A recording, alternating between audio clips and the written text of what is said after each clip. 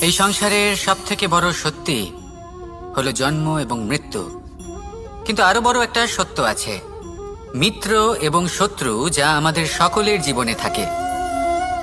মিত্র সে যে আমাদের সঙ্গ দেয় এবং সংসারের সবথেকে উঁচু শিখরে আমাদের নিয়ে যায়, এবং শত্রু সে যে যে কোনো মুহূর্তে যে কোনো শিখর থেকে আমাদের নিচে ফেলে দিতে পারে। এবার বিচিত্র ব্যাপার হলো এটাই যে আমরা নিজেরাই এদের সাথে নিয়ে চলি, নিজেরাই এদের পালন করি। তা কি করে? প্রথমে বুঝুন এই মিত্র এবং শত্রু কারা। আপনার নিজের মন, আর কেউ নয়। এই মনই হলো মিত্র যখন তাতে ভারসাম্য বজায় থাকে, তা নিয়ন্ত্রিত থাকে, তা পবিত্র হয়। কিন্তু যদি এই মন অনিয়ন্ত্রিত হয়ে পড়ে, যদি আপনাকে সে নিয়ন্ত্রণ করতে শুরু করে, তখন সেই আপনার সবথেকে বড় শত্রু হয়। সেই জন্য এই মনের ওপর নিয়ন্ত্রণ রাখতে শিখুন, এতে ভারসাম্য বজায় রাখতে শিখুন। তাহলে আপনি এমন এক বন্ধুকে পাবেন যে আপনাকে এই সংসারের শিখরে পৌঁছে দেবে। আসুন আমার সাথে ভালোবেসে বলুন, রাধা রাধা। ঈশ্বর আসলে কে? সংসারের বেশিরভাগ মানুষের কাছে ঈশ্বর হলেন এই সংসারের রচয়িতা, পালনকর্তা।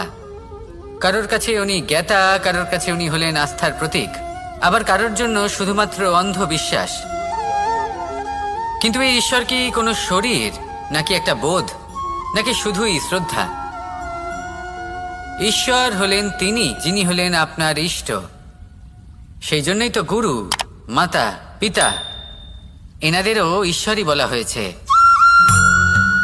যাদেরকে আমরা ঈশ্বর বলে মনে করি, যারা আমাদের ইষ্ট, তারা আমাদের একটি পথ দেখান, একটি দিকে চালিত করেন। সেই পথে চলে আপনি শুভ কর্ম করতে পারেন।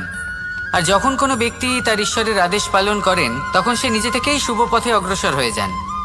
বেশ কয়েকজন মানুষ ঈশ্বরের ওপর আস্থা রাখেন এবং ভাবেন যে অনুচিত কোনো কাজ করা উচিত নয়, ঈশ্বর দেখছেন।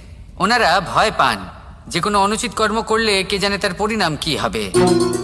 এমন অনেক ব্যক্তি রয়েছেন যারা ঈশ্বরকে বিশ্বাস করেন এবং জানেন যে ঈশ্বর তাদেরকে দেখছেন, তাই যে যে শুভ কর্ম ওনারা করেছেন তার ফল তারা অবশ্যই পাবেন।